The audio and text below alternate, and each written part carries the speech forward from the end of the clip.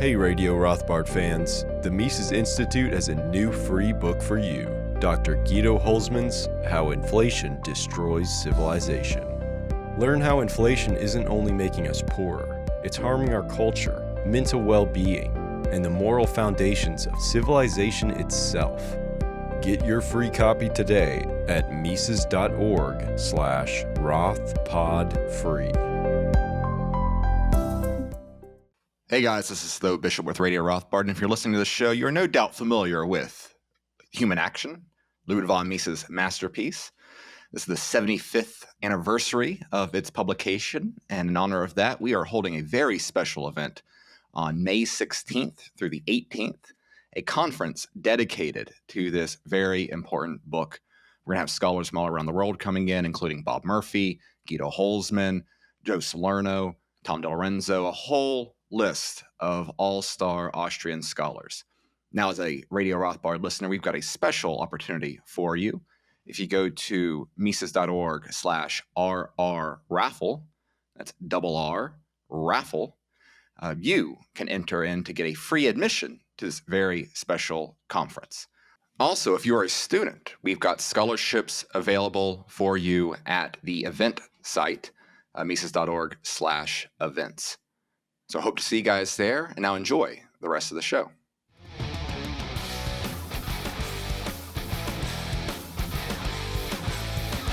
Welcome back to Radio Rothbard. I'm Ryan McMaken with the Mises Institute, and with me today, as usual, is my co-host Tho Bishop, and we also have one of our columnists, Connor O'Keefe. And Connor has a weekly column at the Mises Institute, often some of our more popular columns. And one of his recent columns covers the issue of Julian Assange.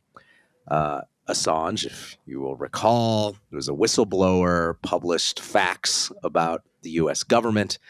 The U.S. government didn't like being embarrassed and exposed and has launched a legal terror campaign against Assange ever since. And Assange has attempted to escape prosecution by the American state in a variety of ways. But in the last few weeks, it moves ever closer toward Assange, who's presently in a prison in the United Kingdom, also a country also known as America's lapdog, where he is just rotting there until he exhausts all of his attempts to avoid extradition to the United States, where he could then be prosecuted for a variety of laws under the Espionage Act, which is itself a BS law from World War I, and really just thrown in a federal hole for decades, all for just relating facts about the U.S. government. So let's look a little bit at the case here, because it's always good to be reminded about what the reality is behind the Julian Assange case and how this could happen really to any American who attempts to exercise his or her First Amendment rights by sharing journalistic information about the U.S. government and simply saying things. This is old sort of stuff that you would expect under like King James in absolutist England. But this is the regime we now live under. And so just for listeners, a lot of the information we'll be discussing relates to a February 20th article by Connor called The Outrageous Persecution of Julian Assange. We'll link that in the description.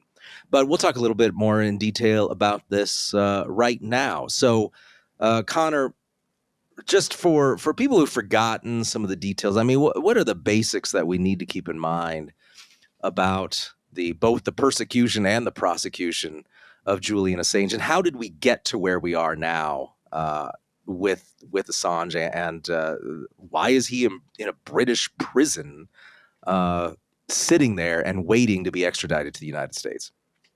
Right. That's exactly what I was trying to do with this piece. I think what I try to do a lot with my columns every week is to sort of zoom way out and look at the bigger picture context behind what's in the news that week. And in this case, it's like he's been in a British prison for, I think, about 5 years now. And, we'll occasionally get these stories where there will be a hearing or he'll be appealing.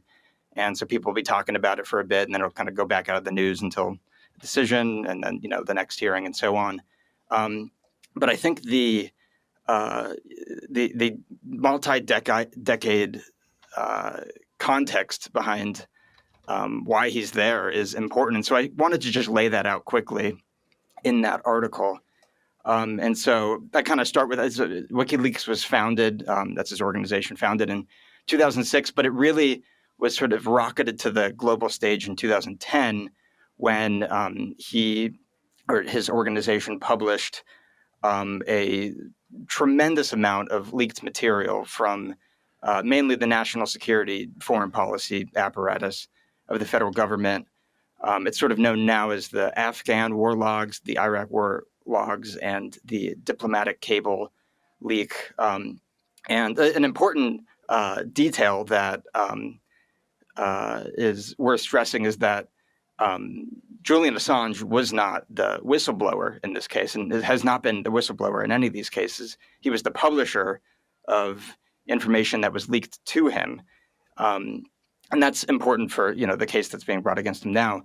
But that, it contained a tremendous amount of very damning material for sort of the narrative of the war on terror that Washington had been trying to perpetuate. At the time, there was evidence of war crimes, and then also official efforts to cover those war crimes up. The most famous is what's called the collateral murder video, which was like a 38-minute video taken from an Apache helicopter in Baghdad in 2007, where the pilots, or I think it was 2 helicopters, but video from one helicopter, they killed, I think it was like 11 or 12 unarmed men, 2 of whom were Reuters journalists, photojournalists there. And then like a van pulls up to try to help some of the wounded, and they shoot that too. And there were 2 children inside that get seriously injured. And so this was the type of thing that, that specific case is sort of what it's famous for. And, it was a video you could actually sit down and watch. A lot of it was just kind of bureaucratic cables and so forth. But it was very much going against how the government wanted to portray the actions of the U.S. over in Iraq, Operation Iraqi Freedom and such. And so the government was obviously very upset about this leak. They started exploring options. But at this point, 2010, Obama's in the White House. They're exploring options for how to basically go after this guy and go after this organization. But what they ran into was what I've heard the Obama team called the New York Times problem, which was that there was nothing they could try to charge Julian Assange with that they couldn't also charge, all these reporters at the New York Times were doing, because he wasn't the one that actually went and leaked out this material. He never signed any, it's not an NDA there. It's a lot more serious in the national security world.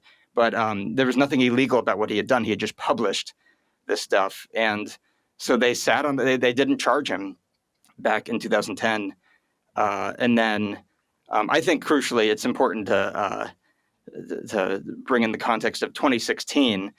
Assange and WikiLeaks, they published all this material that made Hillary Clinton and the Hillary Clinton campaign look very bad. And I think that's significant because that really turned a lot of his previous fans against him. I think still to this day, he's blamed by a lot on the left, or the liberal left, for working with the Russians, kind of against evidence, that to move the needle in Trump's favor.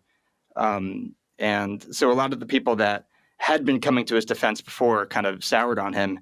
And then a year later in 2017, WikiLeaks, they published what are called the Vault 7 documents, which was all this information detailing the CIA's cyber warfare capabilities. And there was some very dramatic stuff in there about how not only do they have the ability to monitor a lot of consumer electronics, but they have the ability to remotely control them as well. And apparently this leak just infuriated specifically Mike Pompeo, Trump's head of the CIA at the time. And So crucially, this was the time. It was after this leak in 2017 that the federal government sets its sights back on Julian Assange. And so 1 year later, in 2018, they indict him on a charge for computer intrusion or something like that, essentially hacking, which is something that they had not tried to charge him on before because it was a flimsy case.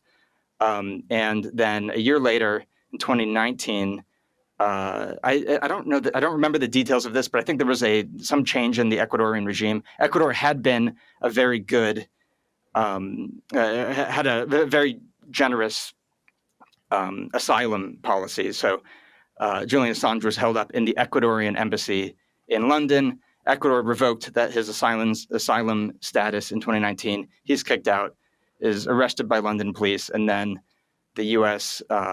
Indict him on 17 more charges under the Espionage Act.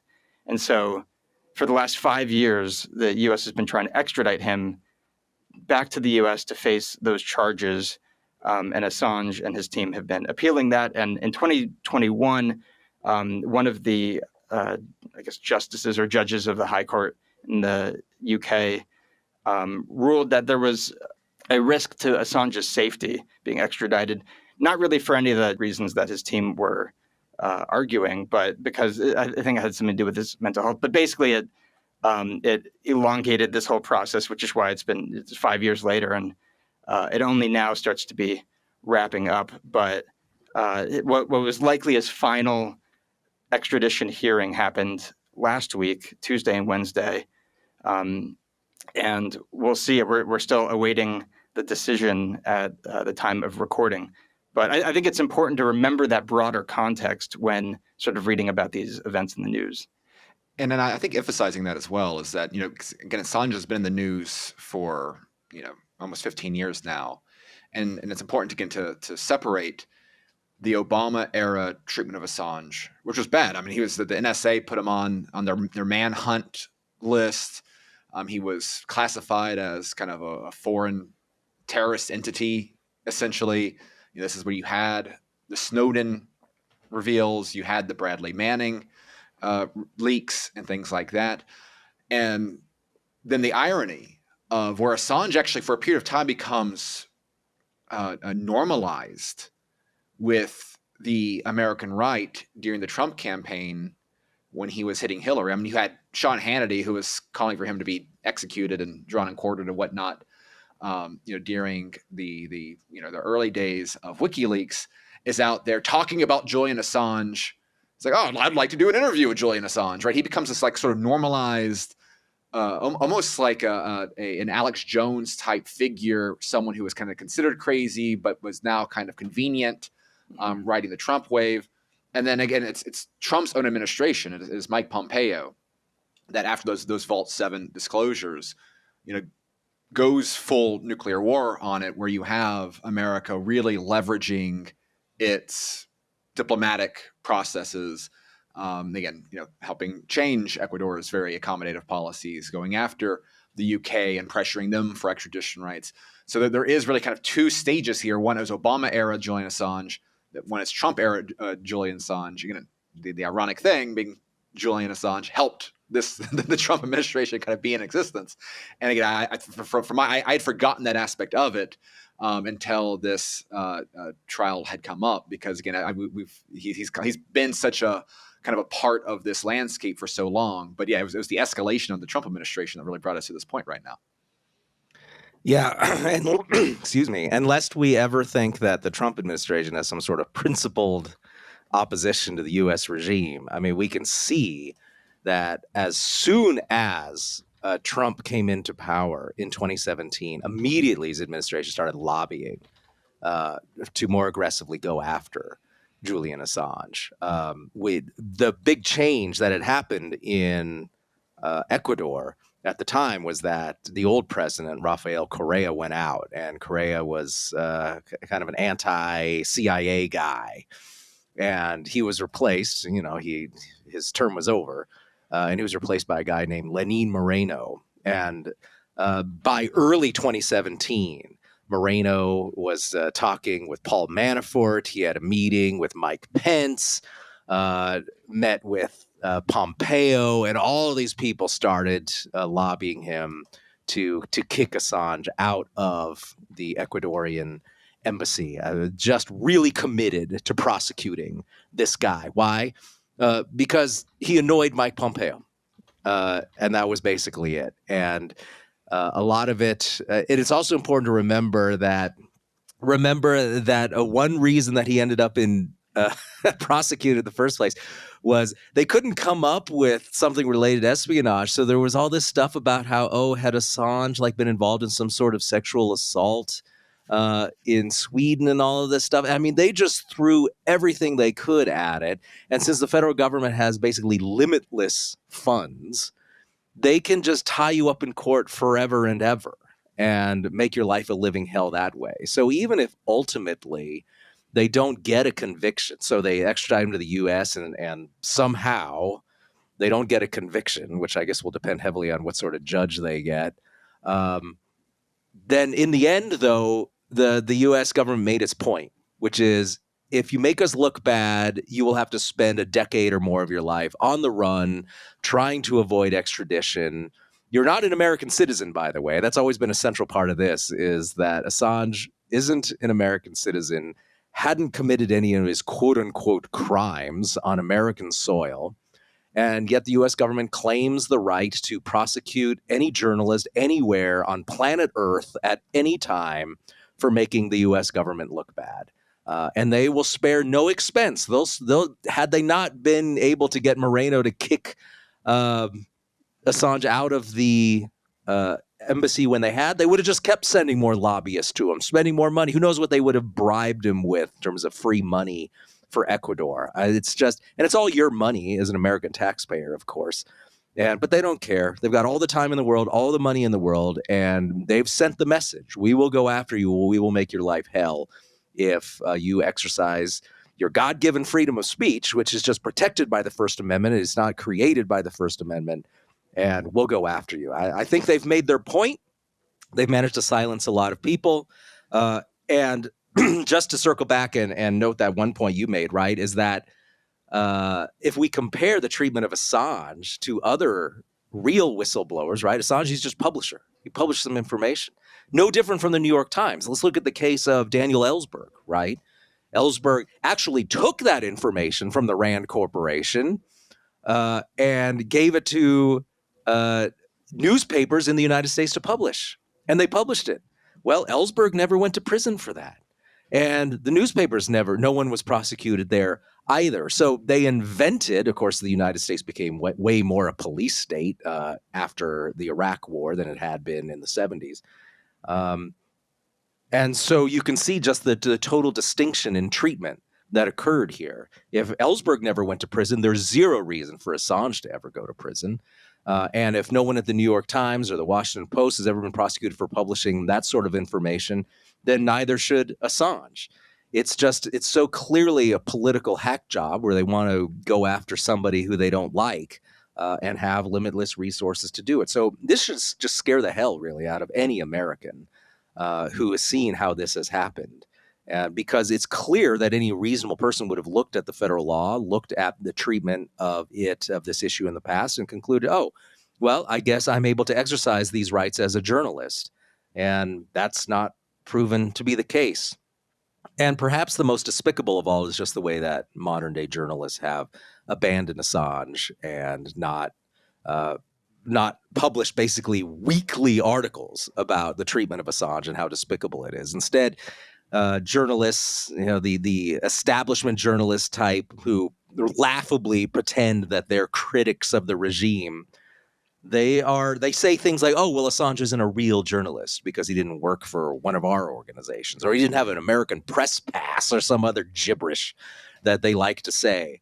And so it's just absurd how they protect their own interests as journalists, and they just throw to the wolves anyone who makes their precious American regime look bad and calls into question one of America's wars, which, of course, the American journalists supported from minute one. They had always supported the war in Iraq, bent over backwards to make the Bush administration look good. So, of course, we shouldn't be surprised that they end up turning on Julian Assange as well. So it's really just been quite remarkable just how the regime, both sides of it, the Trump side, the Hillary side, and the media have all been in lockstep about condemning Assange. The only exceptions, of course, have been libertarians like at the Mises Institute or hardcore left people like at Jacobin. And there's actually been some really good articles about Assange at Jacobin. But that's just an old remnant of the new left from the 60s and 70s that had come to Ellsberg's side and which had defended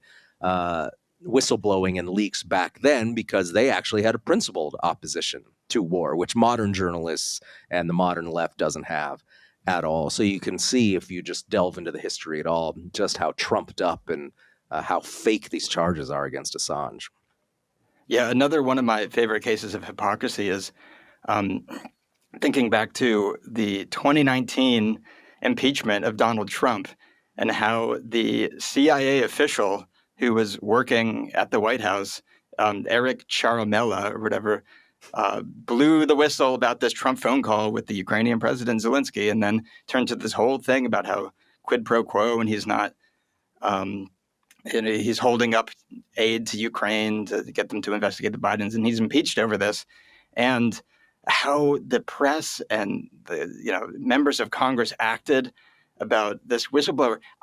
Yesterday I was like reading back up on this to remember it. I couldn't find his name anywhere. They were so careful not to publish this guy's name.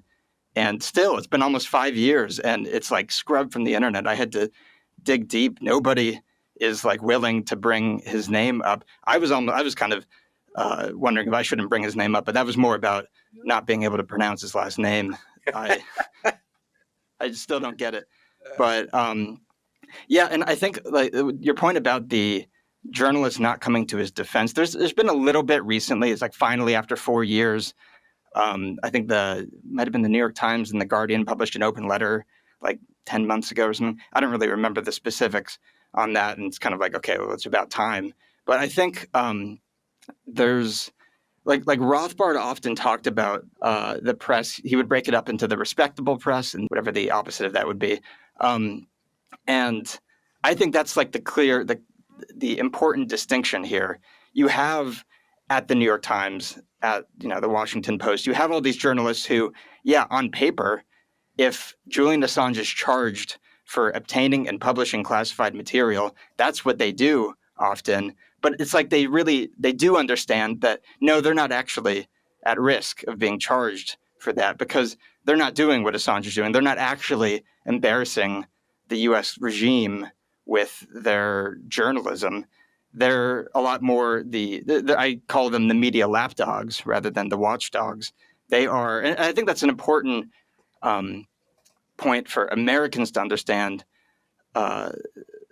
more than most, that media censorship or controlling kind of the narrative out there does not just take the form of censoring and beating back the watchdogs, but if you can really transform the journalists exist out there, usually through granting access or press passes or invitations to the press briefing room and all these things, that's a very effective way of controlling the narrative as well. And so in my article, I kind of chalk all this up to Assange. Like the real reason they're going after Assange is because he embarrassed the political class. But I think that almost might be an understatement. I think really it's not even just embarrassment. It's that Assange and kind of people like him, people outside of the respectable media that they have some influence over, really risk their whole monopoly over the information space, really risk their ability to frame things like the invasion of Iraq in 2003 or the election of Donald Trump in 2016 as, whatever they want, liberating Iraq, Trump as a Russian stooge. That is threatened when there are alternative viewpoints out there. That's one of the amazing things about the internet, probably more so than any other type of information technology. It's really broken that monopoly. But Assange is, in a lot of ways, he kind of personifies that. And so by going after him, it's not only really that they're punishing this one guy, but it has, I think, a cooling effect on everybody else. And in fact, I don't remember the specific report, but interestingly, there was, I think in 2011, there was an internal Department of Defense memo that was talking about WikiLeaks. And what it concluded was that the most effective way to go after WikiLeaks was to put in an extra effort to find the whistleblowers that would be, sending these leaked documents out, and to really, really hammer them, because you wanted to dissuade people going forward from reaching out to WikiLeaks if they, had documents that they thought the public should be aware of. And so I think there's a lot to what you were saying about the potential that all this pain of 5 years of Belmarsh prison, what's often called the UK's Gitmo, and there's just endless extradition trials and appeals and stuff, that this is the point here, is that to make this as painful for him as possible. I mean, the guy's in terrible shape. He's gone years without sunlight. He was in a closet in the Ecuadorian embassy for years. He's very sick. He couldn't make it to the hearing last week because he broke a rib from coughing too much. And just the idea that he's going to be kicked back to the U.S. I don't really think it's all that politically feasible that he's going to be extradited and then Biden's going to triumphantly send him away for 175 years. I think that this is the point here, to really put him through as much pain and discomfort to dissuade people who you might even think about daring to do what he did, and to really shatter their monopoly over the narrative. Yeah, he definitely he's a symbol that represents the new media environment, and we've seen kind of across the board various examples of the individuals that have built these larger platforms that allow for the free exchange of information, commerce, etc. They are the ones that are targeted in this current environment because the technological advancements were they overcame a lot of they were adapting faster than the law could change in many ways, and they were adapting. They were creating. You could get beyond a lot of the traditional restraints. Needing a New York Times, for example, to publish information, and I think in some ways, right, we saw traditional media. Not that I ever want to fall into the trap of talking about all the good old days when we had real reporters out there. I mean, look at the whole history of propaganda that's come out of the New York Times, but the corporatization of traditional media, their willingness to be kind of a complete mouthpiece. I think that became stronger in the 90s going to the 2000s. And so the people that were targeted were, again, not the people themselves revealing the information, but the people that built the platforms like Assange, like Kim.com, not necessarily with secretive military stuff, but dealing with copyright infringement and the like with his upload websites and things like that. Obviously, we have the example of Ross Ulbricht, with creating a commerce platform, which, again, not a defense of some of the exchanges that were going on there, but what these people were guilty of were simply creating platforms within this new digital age that allowed for easier ways to avoid a lot of the restrictions that the state had created, or the ability that the state co-opting other outlets had been able to control. And this feeds into this much larger dynamic of the state pushing back and going after these individuals that have found ways of overcoming their own powers, their own tools that they've created to restrict certain information. And again, I think this is why the Trump, the kind of the betrayal of the Trump administration on Assange is so fascinating, because it goes to this larger conversation about what does the Trump moment really mean? What does the political shift really mean? Because again, the people that what Trump represents as a figure, much more than an individual and much more than the policy, is this anger at the establishment. It's the anger. It's the suspicion of not simply politicians and lobbyists and all those easy cartoon characters, but a much broader reevaluation of the way citizens think about the CIA, the way that they think about the Pentagon, the way that they think about the State Department, the way that they think about, all of these agencies that, had been propagandized for decades as representing us, the people. A lot of the movement that propels Trump over, anyone else that can pass a tax cut is that inherent distrust. And yet here you have that movement being able to be co-opted from the inside with people like Pompeo, people like Rick Grinnell, who was the ambassador to Germany, that helped facilitate making some of the deals with the Ecuadorians to kind of help move this sort of stuff. And so it goes to kind of the co-option of this much broader distrust of the regime, still ending up with the consequences that you'd have gotten with, Hillary Clinton or, the political status quo. And, I don't think these tensions are going away anytime soon, right? You still see, the triumphant media figure right now on the right is Tucker Carlson. Looking forward to his interview with Ron Paul very soon. But he in many ways is kind of an Assange-like figure. You can't really go after him the same way as you can Assange. He is, he is he's an American, here in the present. He's got this big platform.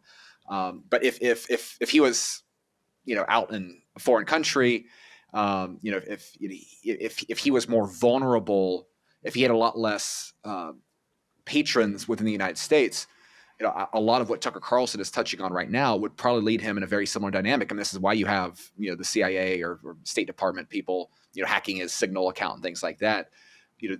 There's clearly an audience and support for these dissonant media creators, aggregators, and the like.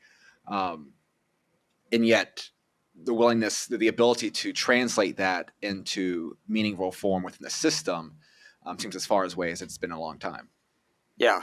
I'm so fascinated by this whole topic of the news media and the press. I think it's something that libertarians need to focus on in a more specific and serious way. But it's really that it's the two sides of it. So if you go back, sort of the creation myth, the urban legend of the White House press corps is that Teddy Roosevelt back in 1901 saw some reporters shivering out in the rain and invited them in.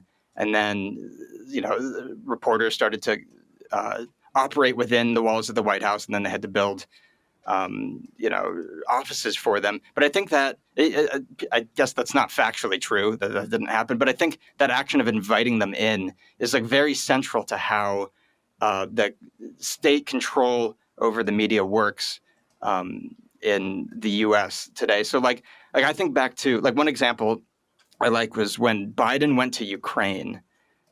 This was, I think, about a year ago, actually. I think was when that visit happened. But if you remember, he took a train and they had all the windows blocked with curtains.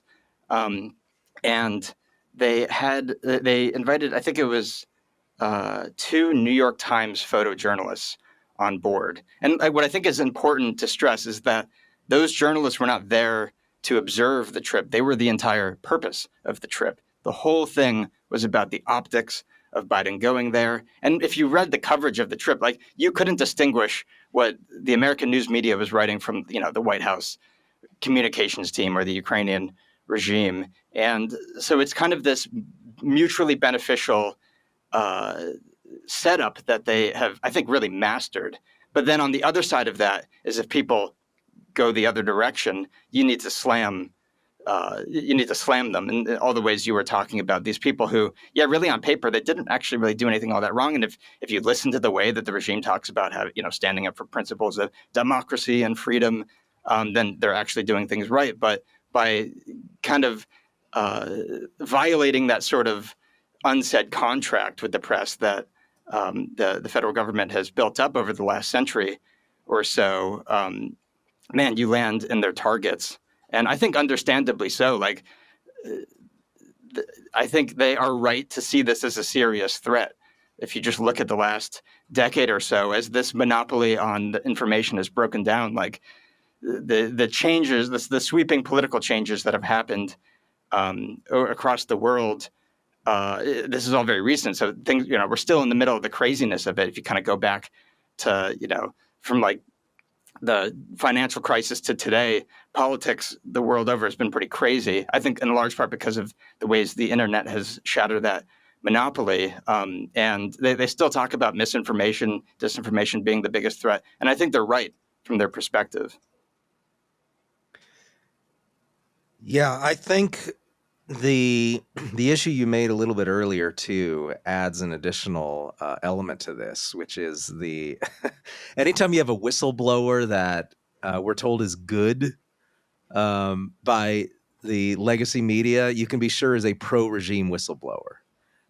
Anytime you're told a whistleblower is bad, then they're probably doing something that's critical of the regime. It's a pretty Loctite standard at this point. So, and as you've noted, right, they trot up, CIA agent says XYZ, and wow, what a groundbreaking revelation this is, and it always just ends up supporting the regime, and in some cases it's unclear. And you wonder why are we supposed to care what this guy thinks? I'm thinking of the whole space alien thing that happened. I think it was just last year. Do you remember this? Where all of these like former intelligence people were telling us about, oh yes, well, we actually captured these space aliens, and here's all this footage of UFOs, and isn't this amazing, everybody? Look at all this stuff about UFOs. Everybody listened to these CIA guys telling us about UFOs, and I'm like, why are we supposed to care? Why is it so important for me to believe in UFOs all of a sudden? And I never really got an answer on that. I just wondered why they were, after decades of the government telling us there are no UFOs, suddenly they were really, really interested in all of these regime types telling us that, yes, there are aliens and UFOs. All that did was make me suspicious and wonder why this was suddenly a thing. And you should be suspicious with this sort of thing, right? Fortunately, most Americans seem to not care. I guess they had other things going on, but there's so much noise. Look at this former military guy. Here's what he says about XYZ. You should really, really listen to this guy. But then if somebody says something that's against the regime, suddenly we're supposed to hate that person. Or pretend that they don't exist. And you could see that in, say, for example, the Gonzalo Lira case, which we could contrast with, say, any of these pro-regime journalists who were supposed to regard as heroes. Instead, you had Gonzalo Lira in Ukraine, a true journalist trying to uncover dirt, and he was really showing the Ukrainian regime for what it was, which was, of course, this is a regime that has abolished freedom of religion. They're actively shutting down Orthodox churches, imprisoning priests. I mean, despicable stuff. And also, of course, there's no freedom of speech in Ukraine. They've abandoned any idea of elections. And yet we're told that the way to support democracy is to support this country that has no freedom of speech, no freedom of religion, and no elections. But that's all just the pro-regime narrative. Gonzalo Lira was in the way of that. He was basically murdered in a Ukrainian prison by the Ukrainian regime. We don't hear anything about this guy. I mean, he's invisible, according to the American media. Then we hear all about Alexei Navalny in Russia, who died recently, probably due to mistreatment also. But we're supposed to fall all over ourselves caring deeply about that. So there's no concern in the establishment media for real journalism, no concern with exposing crimes of states. All that matters is exposing the guys that the establishment media doesn't like. And that's the only good kind of journalism in their mind. And so that's just become really, I think, a standard that we now have to live by, is just constantly ask ourselves, okay, if the establishment media likes this person, why? And it's a pretty safe bet that once you sift through all the information, it's because they're saying something that supports the U.S. regime and its current narrative. And that's basically really just a reliable standard for everything.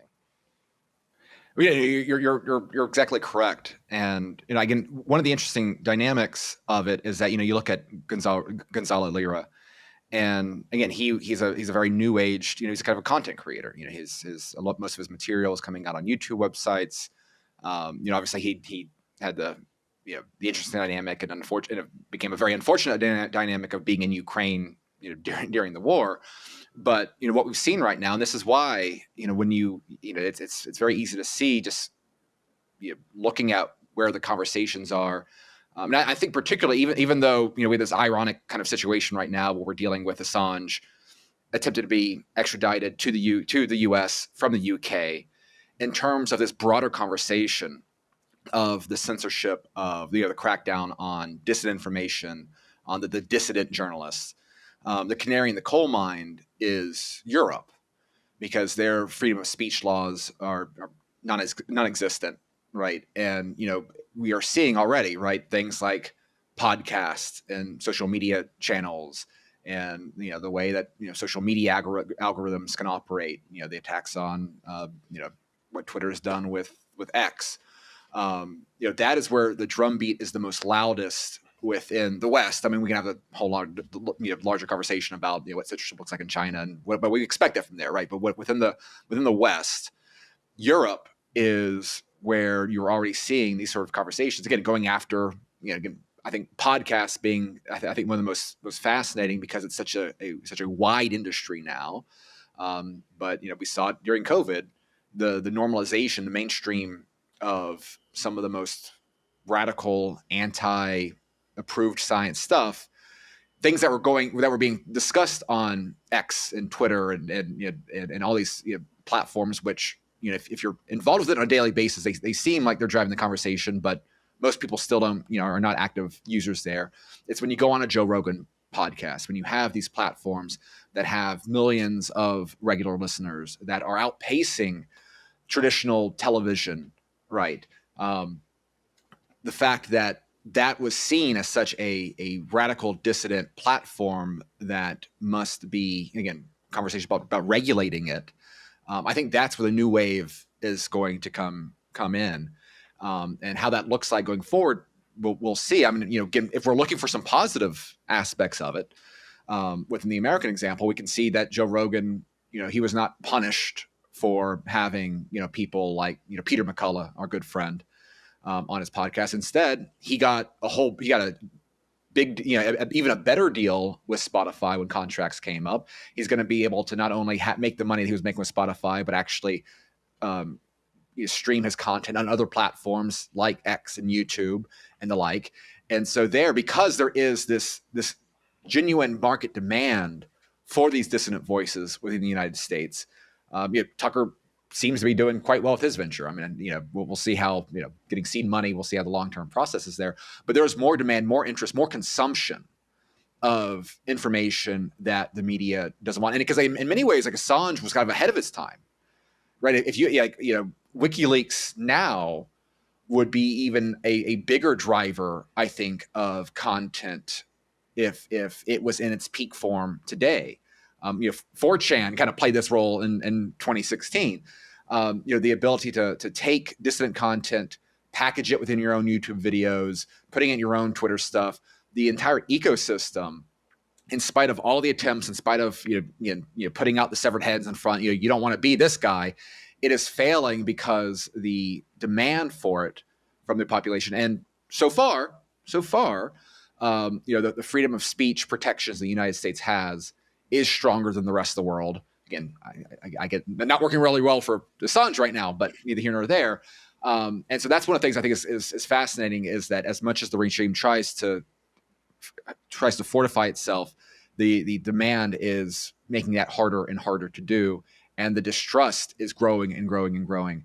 And so, while I don't know if it's going to save Assange, I fully expect for him to die in an American prison. I expect him to be extradited, and I don't expect him to last that long. It was very nice. Grinnell told the Ecuadorian things. Oh, he won't get the death penalty here. Okay, fine. Well, he'll just be, he'll die from natural causes very soon. In spite of these horrific examples, I think the long run is still more positive. But we shall see if I'm just being overly optimistic on that front.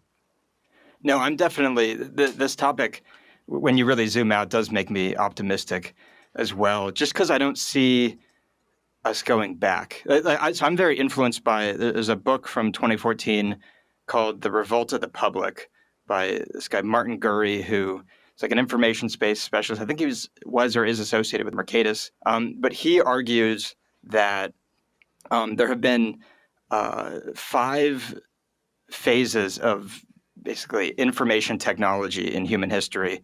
And whenever that a phase comes along, so like the alphabet would be one, the printing press, broadcast media, stuff like that. Whenever a phase comes along, it sort of determines the people in power, whoever the ruling class at that time,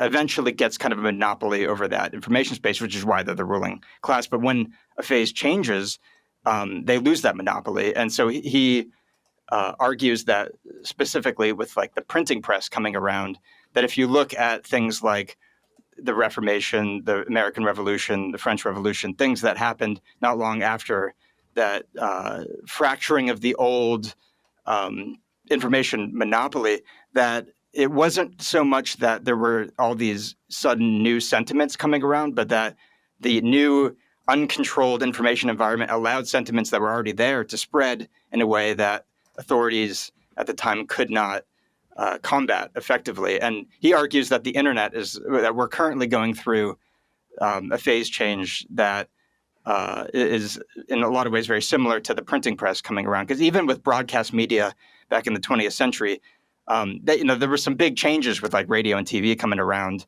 But because the airwaves were controlled by the government, their control over that was never really threatened.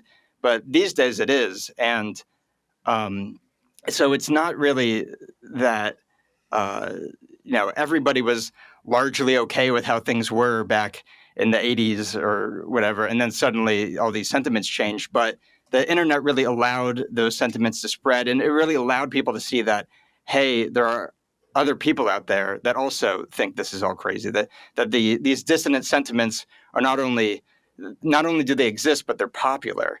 And that is something that just because of the way that technology works, the government is, I think, going to fight tooth and nail, or, the ruling class, the political class, the establishment, whatever you want to call it, they're going to fight tooth and nail, but it's hard to see how they can really reverse these pretty fundamental changes. I think they can do a lot of damage, and I think they are doing a lot of damage, and it's certainly going to be a fight, or is a fight. But in the long term, I'm quite optimistic with our ability to engage with these.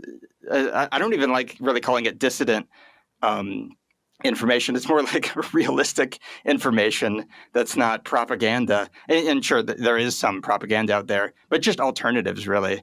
Alternatives that don't have a specific agenda, which is I want to stay in power. So, yeah, I too am optimistic in the long term. I would say I'm a little bit, I kind of disagree. I would say it's more likely than not, is my prediction, that Assange does walk at some point. I just don't see how they can throw him in a cage without there being a huge backlash. It seems like the people that really are following this, they really care and want him out. I just don't see the political capital there. I don't think it's super likely. I just say more likely than not. But yeah, it's been terrible for him so far. That's just a disaster, this whole story. But yeah, in the long-term, big picture, I am an optimist. And Ryan, it's worth noting that, of course, one platform that will always be open to dissident voices is Mises.org. And we've undergone a massive change to the website. So if you want to read Connor's great article on Assange, you can see it with our new format that is getting some good reviews out there. We've now got the Power and Market blog right at the top half of the page. A lot of great content coming out on there these days. And so I just wanted to give a shout out to the great tech team at the Institute as we continue to try to adapt and make sure that we are one of the top platforms there for that dissident, true information that the regime doesn't want you to read either. Well, and also be sure and click on the subscribe link at the top of the page at the newmises.org so you can get all of our information, podcasts, new articles directly in your inbox via email as well. And this, of course, is a little bit more reliable as a way of direct communication. You don't have to let it be filtered through whatever the oligarchs approve at Facebook or at YouTube. You can instead just get it emailed directly from us. So yes, check out the new page. And with all that, we'll go ahead and wrap up this episode of Radio Rothbard. Thank you, Connor O'Keefe. Thank you, Tho Bishop. And thank you to all our listeners. We'll be back next week with another one, so we'll see you next time.